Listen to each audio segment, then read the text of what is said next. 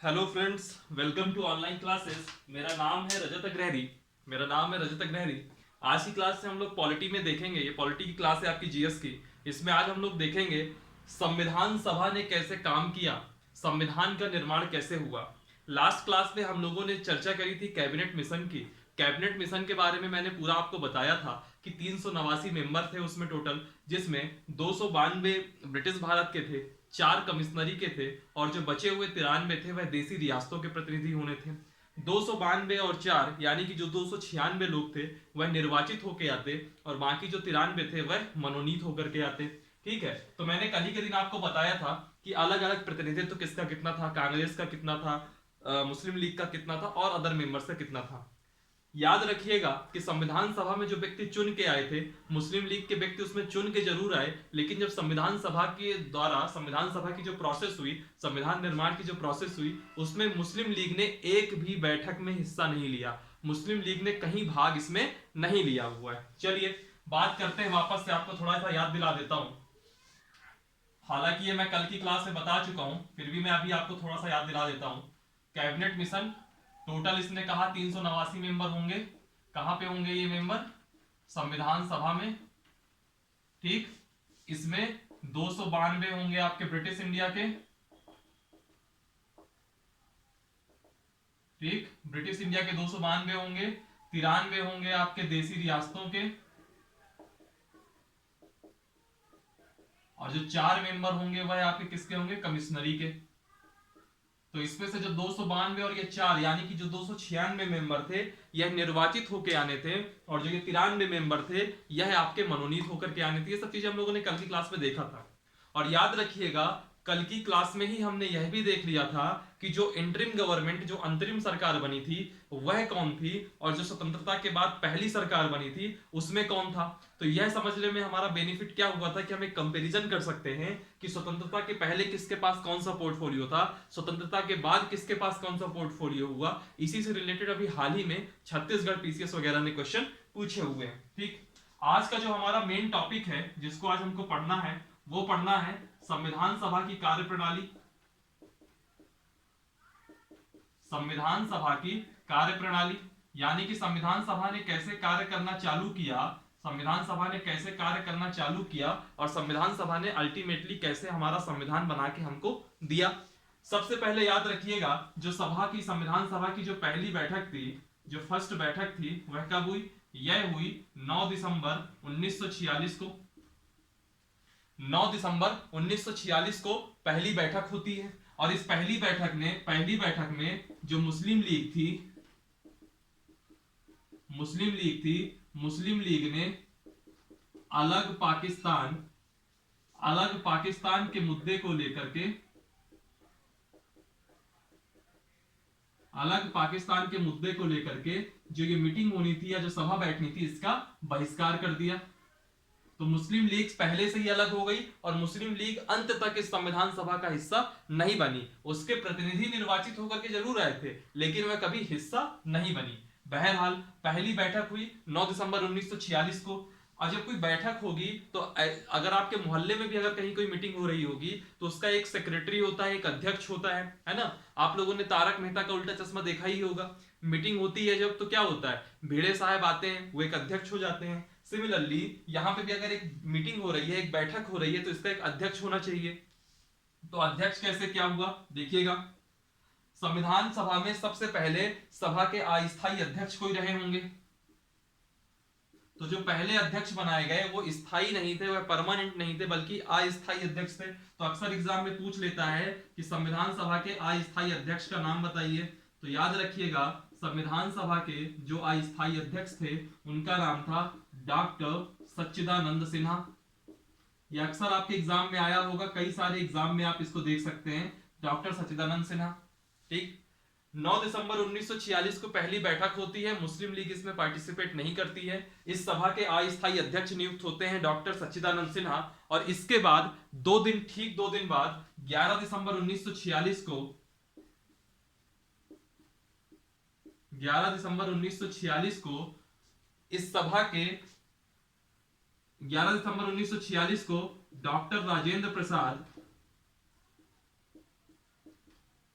Doctor Rajendra Prasad स्थायी अध्यक्ष निर्वाचित हुए, मतलब एक परमानेंट अध्यक्ष मिल गया सभा को, डॉक्टर राजेंद्र प्रसाद। तो डॉक्टर राजेंद्र प्रसाद संविधान सभा के स्थायी अध्यक्ष निर्वाचित हुए।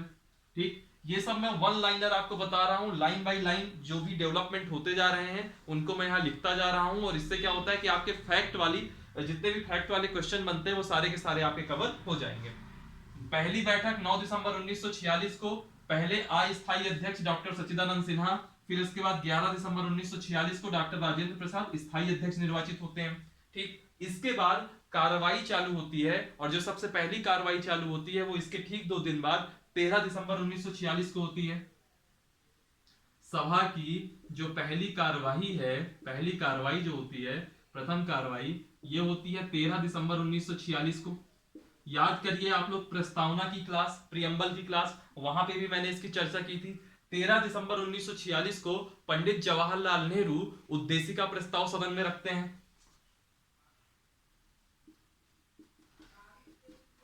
उद्देशिका प्रस्ताव आता है। ठीक, और यह उद्देशिका प्रस्ताव 22 जनवरी 1947 को पास होता है, या 22 जनवरी 1947 को इस प्रस्ताव को स्वीकृति मिलती है। और आज भी यह उद्देशिका प्रस्ताव प्रस्तावना या उद्देशिका के नाम से हमारे संविधान में है। आप कभी भी संविधान देखेंगे तो इंग्लिश में तो प्रियम्बल लिखा होगा, हिंदी में आज भी यह उद्देशिका लिखा हुआ है। इस चीज की चर्चा मैंने आपकी प्रारंभ में कर दी थी। ठीक, और जब यह जब जो है उद्देशिका प्रस्ताव आया और जब इसको स्वीकृति मिल गई तो संविधान निर्माण के लिए बहुत सारी समितियां नियुक्त की गई।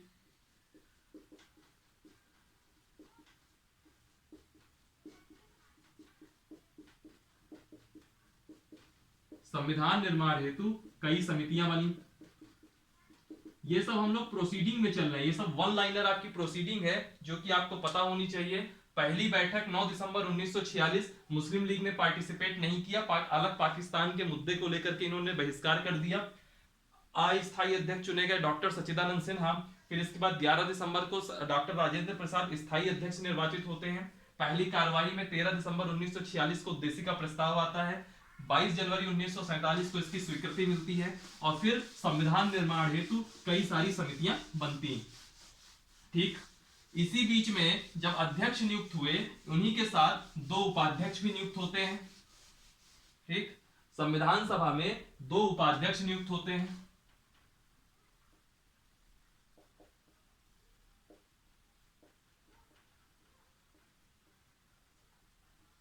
दो उपाध्यक्ष नियुक्त होते हैं। पहले उपाध्यक्ष का क्या नाम था? पहले उपाध्यक्ष का नाम था H.C. मुखर्जी। पहले उपाध्यक्ष का नाम था H.C. मुखर्जी, और जो दूसरे उपाध्यक्ष थे उनका नाम था V.T. कृष्णमाचारी। V.T. कृष्णमाचारी। और इसी के साथ संविधान सभा में एक संवैधानिक सलाहकार की नियुक्ति होती है, जो कि बहुत फेमस व्यक्ति हैं, उनका नाम था B.N. राव।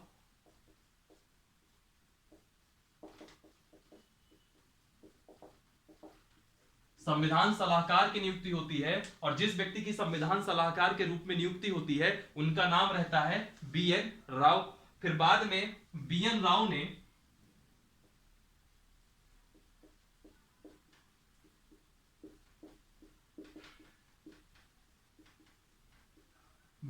ने क्या किया था? B.N. राव ने संविधान का पहला प्रारूप तैयार किया और प्रारूप समिति का गठन किया। B.N. राव ने संविधान का पहला प्रारूप का मतलब क्या होता है? ड्राफ्ट। पहला प्रारूप तैयार किया तथा प्रारूप समिति यानी कि ड्राफ्टिंग कमेटी का गठन किया। प्रारूप समिति का गठन किया, इसको हम क्या कहेंगे? Drafting committee. क्या होता है, आपके सामने आपको संविधान मिल रहा है अल्टीमेटली। वह संविधान क्या है? संविधान एक प्रकार की किताब है। वह किताब कैसे लिखी जाए, वही तो चर्चा हो रही है इस संविधान सभा में। तो उसका खांचा क्या हो, उसका स्ट्रक्चर क्या हो, उसका ड्राफ्ट कैसा हो। तो पहला ड्राफ्ट वीएन राव ने तैयार किया और साथ में एक ड्राफ्टिंग कमेटी का गठन किया। इस ड्राफ्टिंग कमेटी में 7 मेंबर थे और इसके अध्यक्ष थे बाबा साहेब भीमराव अंबेडकर। और चूंकि वह प्रारूप समिति के अध्यक्ष थे, इसी वजह से उनको कहा जाता है कि जो हमारा संविधान है उसके जो सबसे प्रमुख सृजनकर्ता हैं वो डॉक्टर बाबा साहेब भीमराव अंबेडकर ही हैं। ऐसा इस वजह से कहा जाता है। ठीक है, अब इस ड्राफ्टिंग कमेटी में कितने मेंबर हैं, मैंने अभी आपको बताया 7 सदस्य हैं। इन 7 सदस्यों के बारे में जानते हैं।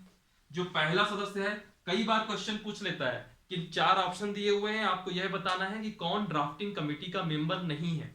कई बार यह पूछ लेता है कि इन चारों में कौन ड्राफ्टिंग कमेटी का सदस्य होगा, ऐसा आपको बताना होगा। ठीक है, तो पहले जो मेंबर थे उनका नाम था अंबेडकर, भीमराव अंबेडकर। और जो अंबेडकर थे यह अध्यक्ष भी थे। पहले हो गए अंबेडकर जो कि अध्यक्ष भी थे।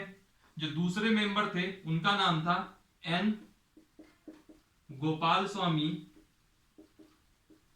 एन गोपाल स्वामी अयंगर। ये दूसरे मेंबर थे एन गोपाल स्वामी अयंगर। और तीसरे थे अल्लादी कृष्ण स्वामी अय्यर। नाम थोड़े अजीब होंगे लेकिन आपको याद करना पड़ेगा। अल्लादी कृष्ण स्वामी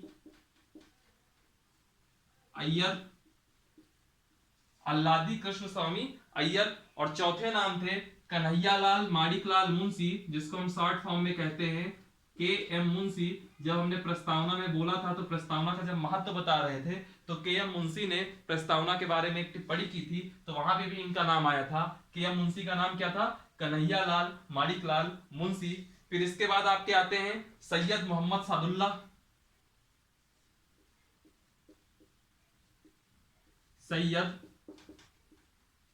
मोहम्मद सादुल्ला, ये आपके 5वें मेंबर हुए। फिर 6ठे मेंबर हुए आपके एन माधवराव। दरअसल पहले ड्राफ्टिंग कमेटी में एन माधवराव मेंबर नहीं थे, पहले इनकी जगह मेंबर थे बीएल मित्रा। तो ये बीएल मित्रा के स्थान पर आए थे। हुआ क्या था कि बीएल मित्रा को कुछ स्वास्थ्य के इशू थे, ठीक है, तो उसकी वजह से उन्होंने रिजाइन कर दिया था और उनके इस्तीफे के बाद बीएल मित्रा के स्थान पर एन माधवराव इसके मेंबर बने। और जो लास्ट मेंबर थे उनका नाम था टीटी कृष्णमाचारी।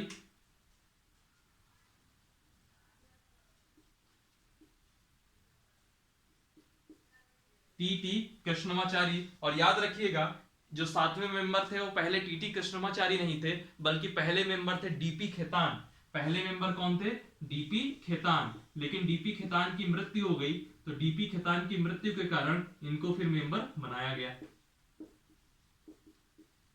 तो इस समय आपके बोर्ड में क्या लिखा हुआ है, संविधान सभा के 2 उपाध्यक्ष बने एचसी मुखर्जी, वीटी कृष्णमाचारी। संवैधानिक सलाहकार बने बीएन राव। बीएन राव ने संविधान का पहला प्रारूप तैयार किया और प्रारूप समिति का गठन किया, जिसको हम ड्राफ्टिंग कमेटी कहते हैं। इसमें 7 मेंबर थे। पहले थे अंबेडकर जो कि अध्यक्ष थे, दूसरे थे एन गोपाल स्वामी अयंगर, तीसरे थे अल्लादी कृष्ण स्वामी अय्यर, चौथे थे कन्हैयालाल माणिकलाल यानी कि के एम मुंशी, 5वें थे सैयद मोहम्मद सादुल्ला, 6ठे मेंबर थे आपके एन माधवराव जो कि बीएल मित्रा के स्थान पर बने थे, और 7वें थे टीटी कृष्णमाचारी जो कि डीपी खेतान की मृत्यु के बाद बने थे। इसका आप लोग स्क्रीनशॉट ले लीजिएगा। ठीक, ये हो गया ड्राफ्टिंग कमेटी। फिर ये प्रारूप समिति जो ये ड्राफ्टिंग कमेटी बनी थी, इसने जो अपनी रिपोर्ट है उस रिपोर्ट को इसने पेश किया 21 फरवरी 1948 को। इस ड्राफ्टिंग कमेटी ने या प्रारूप समिति ने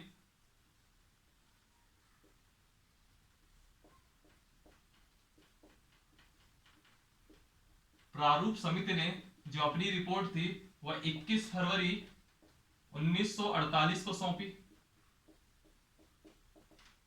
और याद रखिएगा 21 फरवरी 1948 को सौंपी। और जो ये प्रारूप समिति ने जो रिपोर्ट सौंपी थी, इस रिपोर्ट पर 114 दिनों की बहस हुई। 114 दिनों की बहस होती है। इसके बाद वाचन होता है। वाचन का मतलब समझिएगा, किसी चीज में जो बहस होती है, बहस होने के बाद इसमें क्या निकालना चाहिए, क्या जोड़ना चाहिए, सबके अपने अपने प्लस पॉइंट और माइनस पॉइंट होते हैं। वह सब जो डिबेट हुई, वाचन 3 चरणों में हुआ। पहला चरण, दूसरा चरण और तीसरा चरण। पहले चरण में जो वाचन हुआ यह 4 नवंबर से 9 नवंबर तक हुआ 1948 में। ठीक, फिर इसके बाद 15 नवंबर से 17 अक्टूबर तक हुआ। 15 नवंबर से 17 अक्टूबर तक इस पे वाचन हुआ, द्वितीय वाचन। फिर आपका 14 नवंबर से 26 नवंबर 1949 तक यह तीसरा वाचन हुआ। और यह 26 नवंबर 1949, आपको तारीख पता होगी, इस 26 नवंबर 1949 को ही संविधान सभा के द्वारा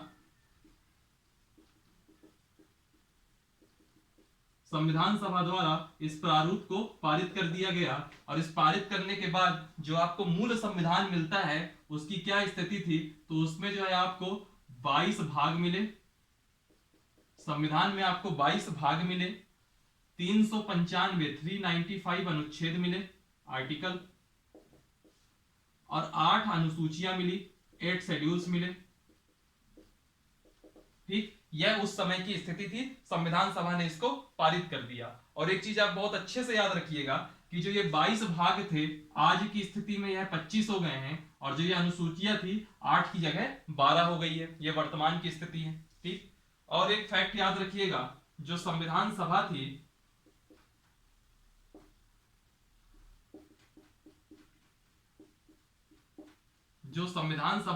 इसकी जो अंतिम बैठक होती है वह होती है संविधान जिस दिन लागू होता है इसके 2 दिन पहले, यानी कि 24 जनवरी 1950 को संविधान सभा की अंतिम बैठक होती है 24 जनवरी 1950 को। और इसमें 284 मेंबर्स के हस्ताक्षर थे।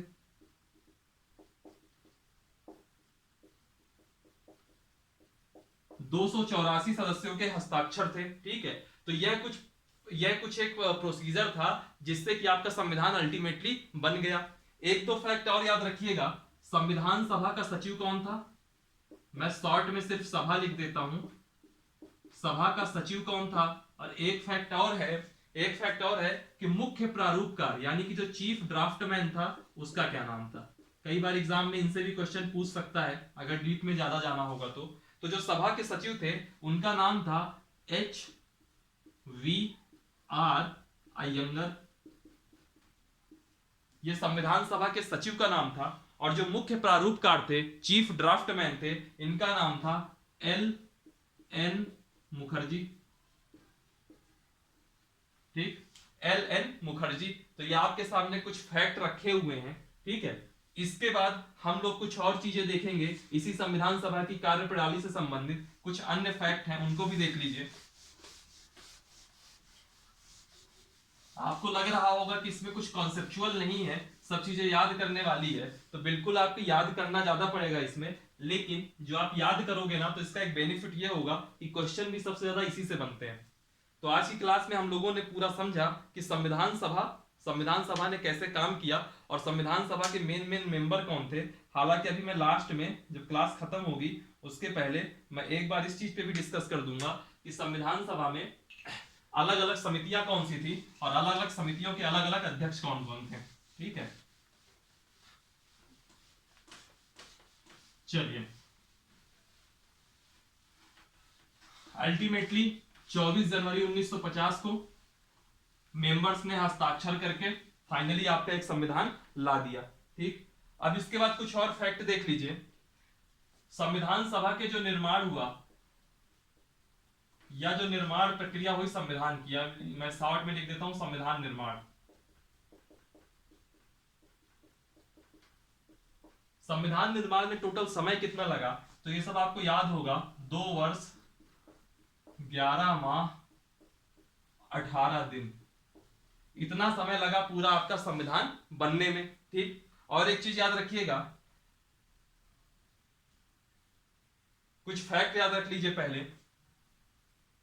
22 जुलाई 1947 को, ये अक्सर एग्जाम में पूछ लेता है, 22 जुलाई 1947 को तिरंगे को राष्ट्रीय ध्वज के रूप में अपनाया गया। यानी कि राष्ट्रीय ध्वज जो हम आज तिरंगा देखते हैं, राष्ट्रीय ध्वज तिरंगा अपनाया गया 22 जुलाई 1947 को।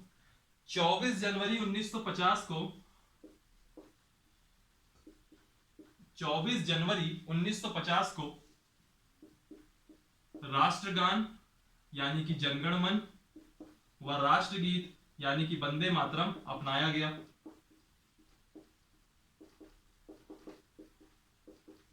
राष्ट्रगान और राष्ट्रगीत अपनाया गया। इसके बाद 24 जनवरी 1950 को ही, ये सब फैक्ट है लेकिन आपको पता होना चाहिए, डॉक्टर राजेंद्र प्रसाद को भारत का पहला राष्ट्रपति नियुक्त किया गया।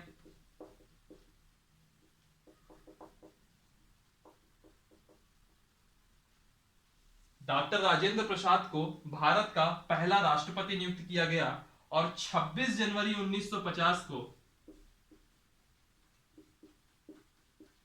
26 जनवरी 1950 को फाइनली संविधान लागू हो गया। 26 जनवरी 1950 को फाइनली संविधान लागू हो गया और उस दिन, जिस दिन ये संविधान लागू हो गया, उस दिन से जो संविधान सभा थी, अब 26 जनवरी 1950 को संविधान लागू हो गया। जो पहला लोकसभा का चुनाव होता है वह 1952 में होता है, तो 1952 में चुनी हुई प्रॉपर संसद 1952 में बनेगी। तो 26 जनवरी 1950 से 1952 में जब तक नई संसद नहीं चुन के आ जाती है, तब तक के लिए जो यह संविधान सभा थी, यह एक प्रकार से अस्थायी सदन, अस्थायी संसद के रूप में काम करने लगी। उस दिन से संविधान सभा 1952 में नई संसद के गठन तक अस्थायी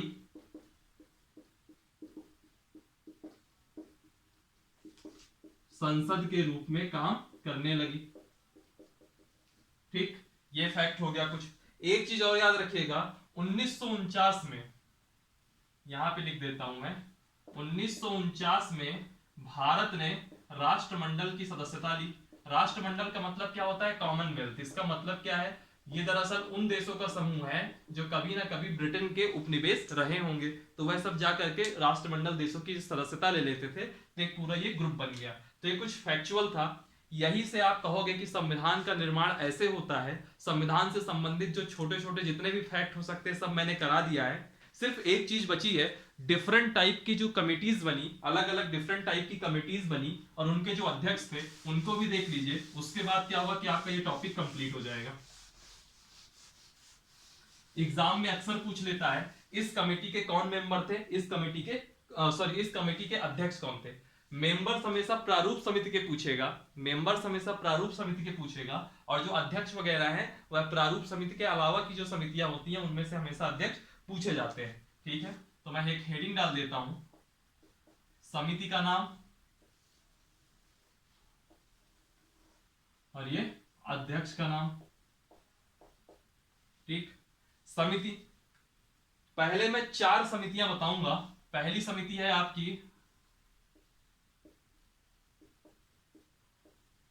प्रक्रिया नियम समिति, दूसरी है वित्त एवं स्टाफ समिति। यही सब कमिटीज का ही काम था जिससे संविधान का, आपका संविधान जो आप देख रहे हो वह संविधान इन्हीं कमिटीज की अनुशंसाओं के आधार पर ही बना। ये सब रिसर्च करना, ये सब काम किनका होता था? इन समितियों का ही होता था। तीसरा तदर्थ झंडा समिति, तदर्थ झंडा या राष्ट्रीय ध्वज भी कह सकते हैं आप, तदर्थ झंडा समिति। ठीक है, और चौथा है आपका संचालन समिति।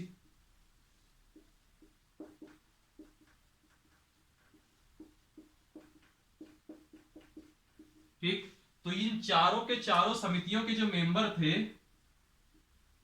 इन चारों के चारों समितियों के जो मेंबर थे वह कौन थे? डॉक्टर राजेंद्र प्रसाद। इन चारों समितियों के जो अध्यक्ष थे, सॉरी मेंबर कह रहा हूं, अध्यक्ष थे, वह कौन थे? डॉक्टर राजेंद्र प्रसाद। ठीक है, फिर इसके बाद हम देखते हैं प्रत्यय पत्र संबंधी समिति।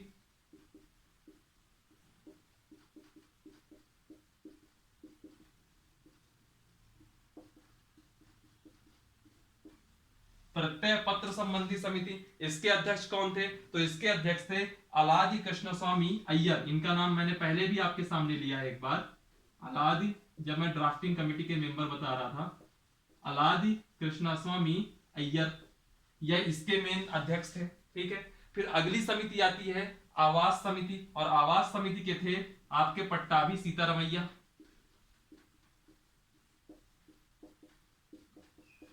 जो आवास समिति के अध्यक्ष थे उनका नाम था पट्टाभी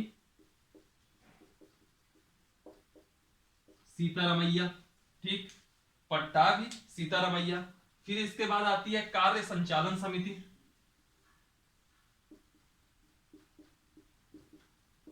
और जो कार्य संचालन समिति के अध्यक्ष थे उनका नाम था कन्हैया लाल माणिक लाल मुंशी, यानी कि के.एम. मुंशी। ये सब समितियों के अध्यक्ष के नाम आपको याद करने ही पड़ेंगे, चाहे आप इसको रटिए, रटना ही है, और इसके अलावा इसमें कोई खास सॉल्यूशन है नहीं आपके पास। ठीक है, फिर एक है आपका आता है, कुछ समितियां हैं जैसे राज्यों संबंधी, राज्यों से रिलेटेड जो संबंधी है, संघीय शक्तियों से संबंधी जो समिति है, ये सब अलग अलग है, मैं एक ही साथ लिख देता हूं। संघीय शक्ति संबंधी, राज्यों संबंधी कोई समिति है, संघीय शक्ति संबंधी समिति है, या फिर संघीय संविधान संबंधी समिति है, या फिर संघीय संविधान समिति है। तो इन तीनों समितियों के जो अध्यक्ष थे वह कौन थे? पंडित जवाहरलाल नेहरू। पंडित जवाहरलाल नेहरू। तो यह कुछ समितियां हैं जिनके अध्यक्ष आपके सामने लिखे हैं। ठीक है, अभी और भी समितियां हैं, रुकिएगा जरा, ये मत सोचिएगा कि इसके बाद हो गया हमारा काम। कुछ समितियां और हैं, उनको भी देख लीजिए। 8 समितियां हम लोग देख चुके हैं, 9वीं देख लीजिए। ये आपको याद ही रहेगा कि जो प्रारूप समिति है, ड्राफ्टिंग कमेटी, इसके अध्यक्ष कौन है? तो इसके अध्यक्ष कौन है? डॉक्टर अंबेडकर। ठीक, फिर 10वीं देखिए। 10वीं जो समिति है वह है आपकी मौलिक अधिकारों, यानी कि फंडामेंटल राइट्स। इस समिति का नाम थोड़ा बड़ा है। ठीक है, मौलिक अधिकारों, अल्पसंख्यकों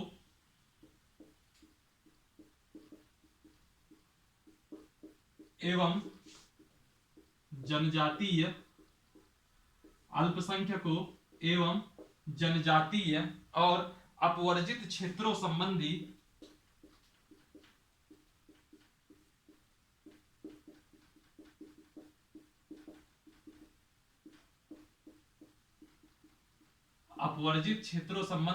सलाहकारी समिति।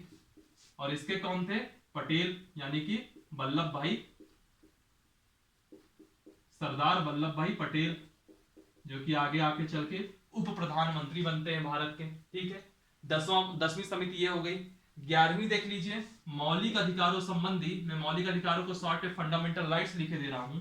मौलिक अधिकारों संबंधी उप समिति। इन सारी समितियों को अगर आप लोग अपने हाथों से अपने कॉपी पेन में लिखोगे तो कभी नहीं भूलेंगे। एक है मौलिक अधिकारों संबंधी उप समिति, और लास्ट वन आप देख लीजिएगा, अल्पसंख्यकों संबंधी उप समिति। अल्पसंख्यकों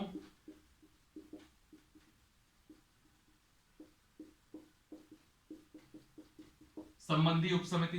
तो जो मौलिक अधिकार संबंधी उप समिति थी, इसके जो अध्यक्ष थे वह थे जे.बी. कृपलानी, और जो अल्पसंख्यकों संबंधी उप समिति थे, इसके जो अध्यक्ष थे वह थे एच.सी. मुखर्जी। ठीक हो गया, संविधान निर्माण की पूरी प्रोसेस आज आप लोगों ने देख ली। ठीक है, आपका लेक्चर यहीं तक रहेगा। पॉलिटी का एक लास्ट लेक्चर, हालांकि वो लास्ट लेक्चर आज हो जाना चाहिए था, बट चूंकि इसको भी मैंने कल की क्लास में थोड़ा नहीं पढ़ाया, अगर कल की क्लास में थोड़ा कर देता, थोड़ा आज की क्लास में, और ये जो कमेटी वाला था इसको टेलीग्राम में आपको फोटो डाल देता तो समय बच जाता। लेकिन चलिए, मैंने शॉर्ट में नहीं निपटाया, थोड़ा डिटेल में चला गया। कल की लास्ट क्लास में होगा राज्यों का पुनर्गठन, और राज्यों का पुनर्गठन समझने के बाद पॉलिटी हमारा द एंड हो जाएगा। चलिए फिर आज के लिए इतना ही रखते हैं। आप लोग वीडियो को लाइक कीजिएगा, कमेंट कीजिएगा, कहीं कोई डाउट है तो आप कमेंट सेक्शन में जाकर के पूछ सकते हैं, और लिंक को जरूर आप शेयर कीजिएगा अपने दोस्तों के साथ, ताकि ज्यादा से ज्यादा लोग इस पेज से जुड़े। ठीक है, डिस्क्रिप्शन बॉक्स में जाएंगे तो आपको एक टेलीग्राम की लिंक मिलेगी, उसको जरूर ज्वाइन कीजिएगा। टेलीग्राम की लिंक आप लोगों के लिए बहुत महत्वपूर्ण है। और अगर आप कोई पॉलिटी का वीडियो मिस कर जाते हैं या कोई टॉपिक आपको समझना है पॉलिटी का, तो आप चैनल में जाके पॉलिटी की प्लेलिस्ट में जाइए और उसमें आप पुराना कोई सा वीडियो आप देख सकते हैं। टॉपिक बाई टॉपिक सारा कुछ दिया हुआ है, प्रस्तावना, फिर मौलिक अधिकार, फिर मौलिक कर्तव्य, डीपीएसपी, और फिर संघ की कार्यपालिका, फिर प्रधानमंत्री, राष्ट्रपति, उपराष्ट्रपति, CAG, attorney general of India, राज्यपाल, राज्य विधानमंडल, न्यायपालिका, केंद्र राज्य संबंध, वित्तीय संबंध, प्रशासनिक संबंध, सारा कुछ अलग अलग टॉपिक बाई टॉपिक दे रखा है। आप इसको आराम से पढ़ सकते हैं। सिर्फ इसमें एक क्लास बची हुई है जो कि कल के दिन हो जाएगी, और उसके बाद हमारा जीएस का एक सब्जेक्ट पॉलिटी पूरा 100% कंप्लीट हो जाएगा। फिर इसके बाद हम लोग कुछ नया सब्जेक्ट इसमें चालू करेंगे। शाम को 6 बजे, इसका वीडियो आपको दोपहर में 12 बजे आता है, शाम को 6 बजे जिसकी क्लास आपकी लगती है इस समय चल रहा है उसमें एमपीपीएससी स्पेशल, जिसपे कॉन्स्टिट्यूशनल और स्टेचुटरी बॉडी यानी कि संवैधानिक और सांविधिक संस्थाएं उसमें चल रहा है, वह भी आपका ऑलमोस्ट कंप्लीट हो गया है। इवन शायद जिस दिन आप ये वीडियो देख रहे होंगे 12 बजे वाला, उस दिन शायद शाम को 6 बजे की क्लास जो होगी वह लास्ट क्लास होगी। I hope so last class होगी, हो सकता है एक आध क्लास और बढ़ भी जाए, है ना। वो भी जब कंप्लीट हो जाएगा तो फिर हम लोग इसमें जीएस कंटिन्यू करेंगे, और उसमें हम लोग एमपी स्पेशल लेके आएंगे, जिसमें हम लोग एमपी का सब कुछ पढ़ेंगे, क्योंकि लास्ट में भी 11 अप्रैल को आपका प्रीलिम्स का एग्जाम है, उसके पहले पहले पूरा एमपीपीएससी का हमको टॉपिक कंप्लीट कराना है। चलिए फिर आज के लिए इतना ही रखते हैं। हंसते रहिए, पढ़ते रहिए, घर में रहिए, स्वस्थ रहिए। Thank you for watching, thank you so much.